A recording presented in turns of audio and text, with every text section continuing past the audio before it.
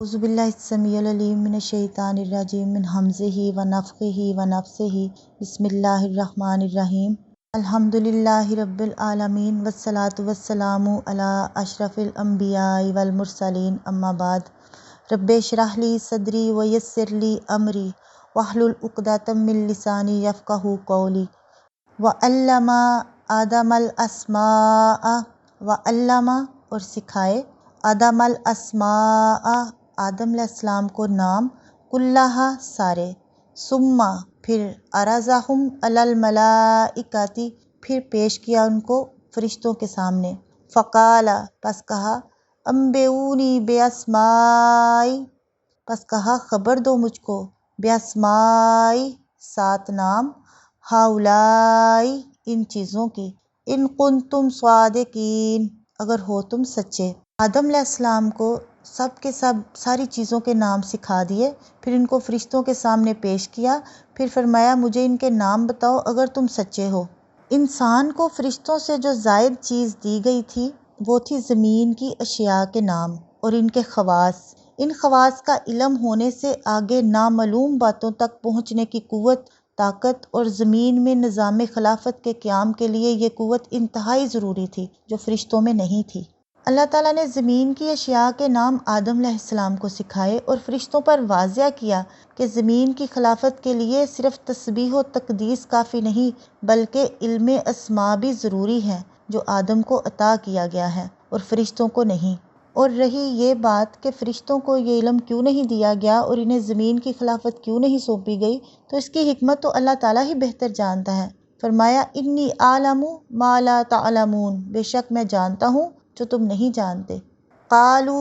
کہنے لگے سبحانک پاک ہے تو، لا علم لنا نہیں علم ہمارے لیے، الا ما علمتنا مگر جو تو نے سکھایا ہم کو، انک انت العلیم الحکیم بے شک تو جاننے والا اور حکمت والا ہے۔ اس سے معلوم ہوا کہ فرشتوں کو صرف انہی کاموں کا علم دیا گیا ہے جن پر انہیں مامور کیا گیا تھا۔ مثلاً بادلوں اور پانی کا فرشتہ پانی کے متعلق تو ساری معلومات رکھتا ہے مگر دوسری تمام چیزوں کے افعال اور ان کی جو خصوصیت ہے اس سے بالکل بے خبر ہے۔ یہی حال دوسرے فرشتوں کا ہے، بلکہ جبکہ انسان کو ان تمام چیزوں کا سرسری علم دیا گیا تھا، پھر وہ تحقیق اور جستجو کے ذریعے اس میں خود اضافہ کر سکتا ہے۔ اس سے یہ پتہ چلا کہ فرشتوں کا علم جزوی ہے اور وہ مقرب ہونے کے باوجود علم غیب نہیں رکھتے۔ غیب اللہ کے سوا کوئی نہیں جانتا۔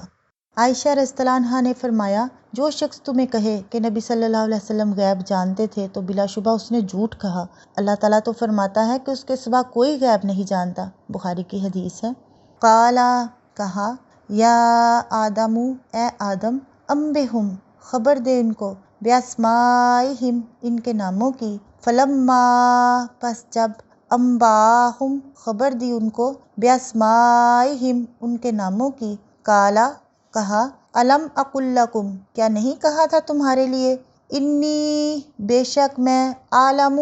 جانتا ہوں غیب السماوات والارض غیب آسمانوں کے اور زمین کے، وعالم اور جانتا ہوں ما تبدون جو تم ظاہر کرتے ہو، وما کنتم تکتمون اور جو تم چھپاتے ہو۔ اللہ تعالیٰ نے آدم علیہ السلام سے فرمایا کہ اے آدم ان فرشتوں کو ان چیزوں کے نام بتا دو۔ تو جب آدم علیہ السلام نے فرشتوں کو ان چیزوں کے نام بتا دیے تو اللہ تعالیٰ نے فرشتوں سے کہا کیا میں نے تمہیں یہ نہیں کہا تھا کہ میں ہی آسمانوں اور زمین کی پوشیدہ باتیں جانتا ہوں اور ان باتوں کو بھی جانتا ہوں جو تم ظاہر کرتے ہو اور ان کو بھی جو تم چھپاتے ہو۔ جب فرشتوں کو آدم کے تمام علمی احاطہ کا علم ہو گیا اور انہوں نے اپنے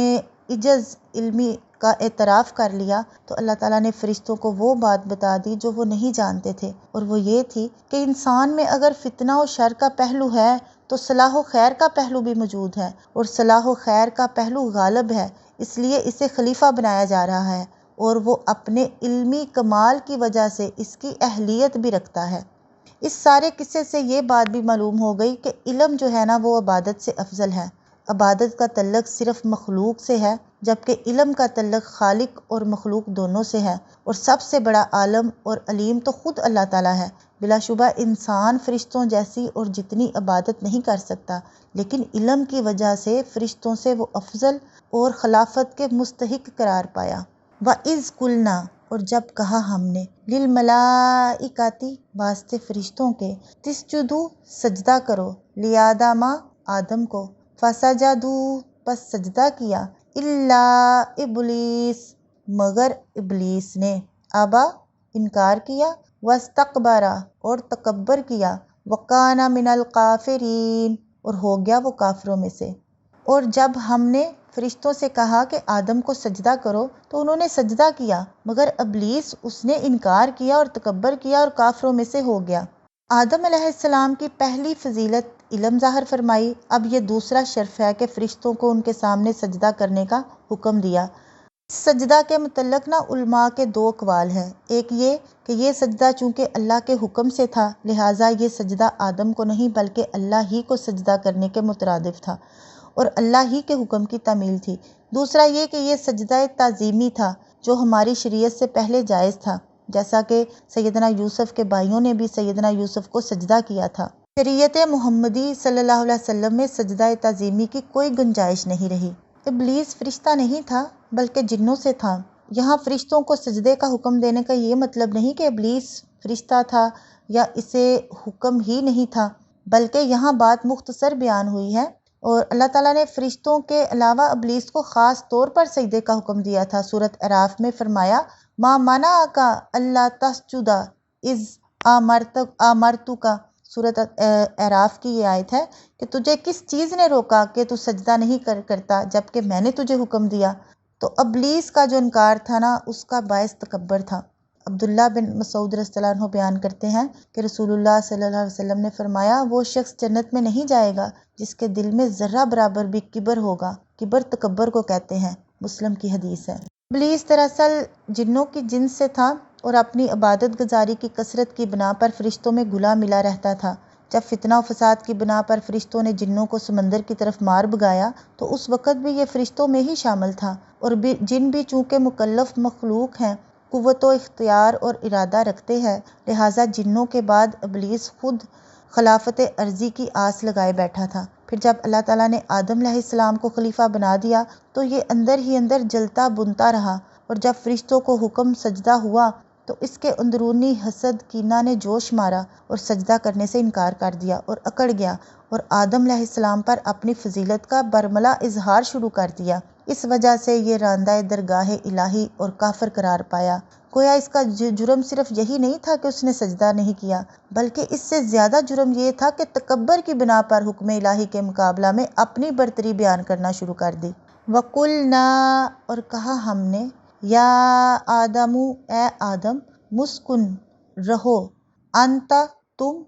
وزوجک الجنت، اور بیوی تیری جنت میں، وَكُلَا مِنْهَا، اور کھاؤ اس میں سے، رغداً، بافراغت، حیث شئتما، جہاں سے تم دونوں چاہو، وَلَا تَقْرَبَا، اور نہ قریب جانا، هَٰذِهِ الشَّجَرَةَ، اس درخت کے، فَتَكُونَ مِنَ الظَّالِمِينَ، تو ہو جاؤ گے ظالموں میں سے۔ یعنی ہم نے کہا، اے آدم، تو اور تیری بیوی جنت میں رہو اور دونوں اس میں سے جہاں سے مرضی کھاؤ، اور تم دونوں اس درخت کے قریب نہ جانا ورنہ تم دونوں ظالموں میں سے ہو جاؤ گے۔ اس سے پتہ چلتا ہے کہ زمین میں خلیفہ کی حیثیت سے بھیجے جانے سے پہلے ان دونوں کو امتحان کی غرض سے جنت میں رکھا گیا تھا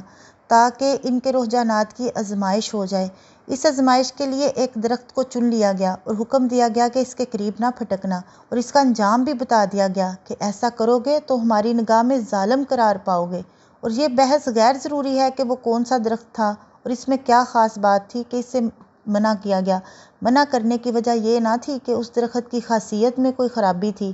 اور اس سے آدم و حوا کو کوئی نقصان پہنچنے کا خطرہ تھا۔ اصل بات تو یہ تھی کہ ان کی آزمائش تھی کہ یہ شیطان کی ترغیبات کے مقابلے میں کس حد تک اللہ کے حکم کی پیروی پر قائم رہتے ہیں۔ اس مقصد کے لیے کسی ایک چیز کا منتخب کر لینا کافی تھا، اس لیے اللہ نے درخت کے نام اور اس کی خاصیت کا کوئی ذکر نہیں فرمایا۔